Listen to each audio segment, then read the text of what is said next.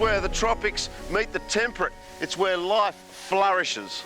Northeastern New South Wales is one of the most biodiverse areas in all of the country, with eucalypt forest and rainforest all sharing the landscape. It's little wonder so much attention needs to be given to the environment.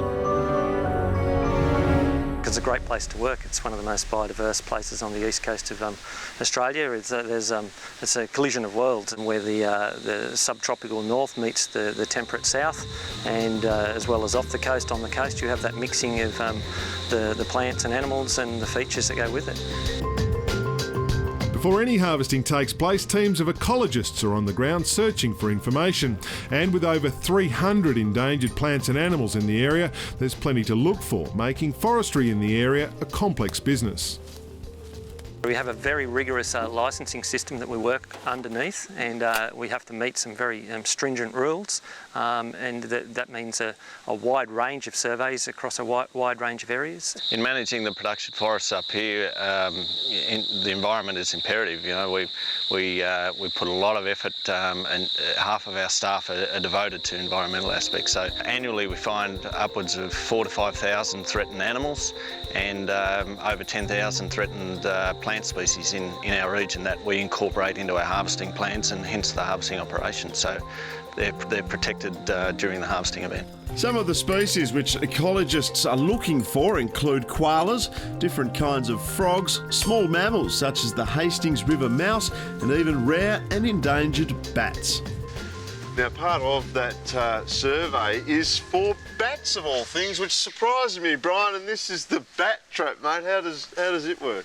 Yeah, this is the bat trap. It's a harp trap. It looks a bit like a harp, got the strings there. Yeah, so it's got a fishing line here. That's right, and the bats fly along these flyways, and if you've set it right, they'll hit that, fall into the bag, and tomorrow morning we'll come and check it and see what we've got. Okay, well, we'll let the bats come out and do their thing, and we'll come back in the morning. They're not vampire bats, are they? No, hopefully not in Australia.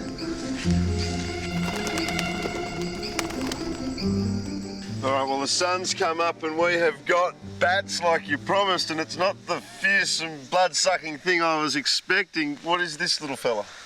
This little fella is a little forest bat, reasonably common around here.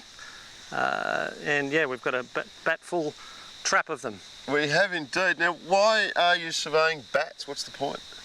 2 points. One is to look for the more rare bats that are around, so we can manage them correctly and put in the protection measures that are required, and also it's a bit of a measure of the forest health.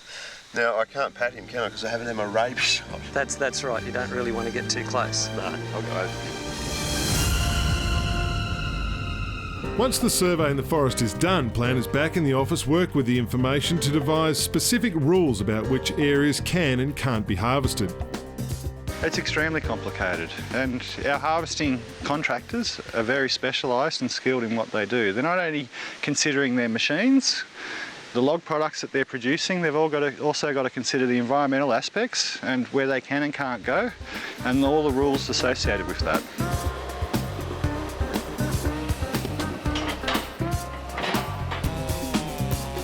The forests around the area are all multi-age because they have been harvested continuously for more than 100 years.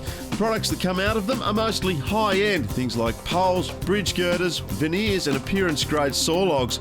And in New South Wales, native forests are harvested selectively and not clear-felled.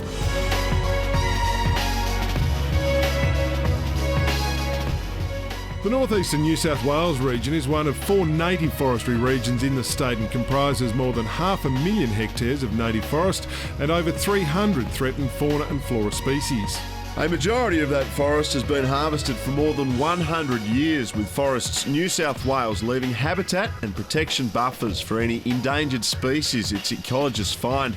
Forests in the area are multi-use, with events including the World Rally Championship visiting the area, and are free for anyone to enjoy.